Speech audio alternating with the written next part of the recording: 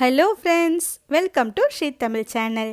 இன்றைக்கி நம்ம பார்க்க போகிறது என்னென்னு பார்த்தீங்கன்னா, ரோட்டோர கடைகளில் கையேந்தி பவனில் சுட சுட இட்லி தோசைக்கு கொடுக்குற கையேந்தி பவன் இட்லி தோசை குருமா எப்படி செய்யலாம் தான் இன்றைக்கி நம்ம பார்க்க போகிறோம். எந்த விதமான காய்கறிகளும் இல்லாமல் வெங்காயம் தக்காளியை மட்டும் வச்சு ரொம்ப சுலபமாக இதை நம்ம செஞ்சிடலாம். இட்லி தோசைக்கு ரொம்பவே சூப்பராக இருக்கும்.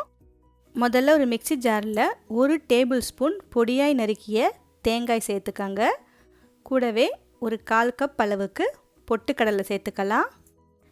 2 சின்ன பல் பூண்டு சேர்த்துக்கங்க. பச்சை மிளகாய் ஒரு 3லேருந்து 4 வரைக்கும் சேர்த்துக்கலாம். சோம்பு 1 ஸ்பூன் சேர்த்துக்கங்க.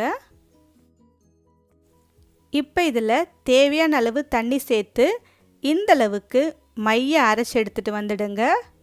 இது அப்படியே இருக்கட்டும். அடுத்து ஒரு பேனில் 2 டேபிள் ஸ்பூன் எண்ணெய் சேர்த்துக்காங்க. இப்போ இந்த எண்ணெய் லேசாக சூடானதும் ஒரு பிரிஞ்சி இலை, ஒரு சின்ன துண்டு பட்டை, 2 கிராம்பு சேர்த்துக்காங்க. இது லேசாக பொரிஞ்சு வரட்டும். அடுத்து இதில் ஒரு பெரிய வெங்காயத்தை பொடியாக நறுக்கி சேர்த்துக்காங்க. கொஞ்சமாக கருவேப்பிலையும் சேர்த்துக்கலாம்.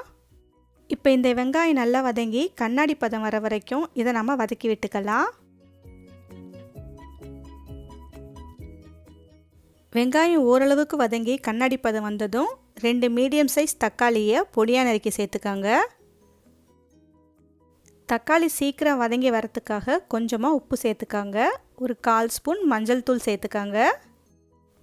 இந்த தக்காளி நல்லா வதங்கி கரைஞ்சி வரட்டும். அது வரைக்கும் இதை நம்ம வதக்கி விட்டுக்கலாம். தக்காளி இந்த அளவுக்கு வதங்கி வந்ததும் நாம் அரைச்சி வச்ச பொட்டுக்கடலை தேங்காய் பேஸ்ட்டை சேர்த்துக்கலாம். மிக்சியில் தண்ணி சேர்த்து லேசாக அலசி அந்த தண்ணியும் சேர்த்துக்காங்க. கூடவே ஒரு 2 கப் அளவுக்கு தண்ணியும் சேர்த்துக்காங்க. நாம் பொட்டுக்கடலை நிறைய சேர்த்துருக்கிறதுனால இந்த குருமா சட்டுன்னு கெட்டிப்படும். அதனால் அதுக்கேற்ற மாதிரி நீங்கள் தண்ணி சேர்த்துக்கலாம்.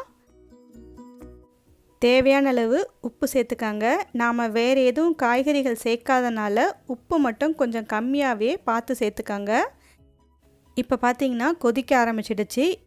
இந்த மாதிரி ஒரு 2லேருந்து 3 நிமிஷம் வரைக்கும் கொதிச்சா போதும். அதுக்கு மேலே கொதிக்க வைக்க வேண்டாம். உங்களுக்கு பார்க்கும்போதே தெரியும் நல்லா கெட்டியாயிடுச்சு. உங்கள் கன்சிஸ்டன்சிக்கு ஏற்ற மாதிரி நீங்கள் இதில் தண்ணியை கூட குறைய சேர்த்துக்கலாம். அவ்வளவுதான், நமக்கு ரெடி ஆகிடுச்சு. கடைசியாக ஸ்டவ்வை ஆஃப் பண்ணிவிட்டு கொஞ்சமாக கொத்தமல்லி இலை சேர்த்துக்கங்க. அவ்வளவுதான் ஃப்ரெண்ட்ஸ், சுட சுட கையேந்தி பவன் இட்லி தோசை குருமா சூப்பராக ரெடி பண்ணிட்டோம். இதை சுட சுட இட்லி தோசை சப்பாத்திக்கு கூட இது ரொம்பவே சூப்பராக இருக்கும்.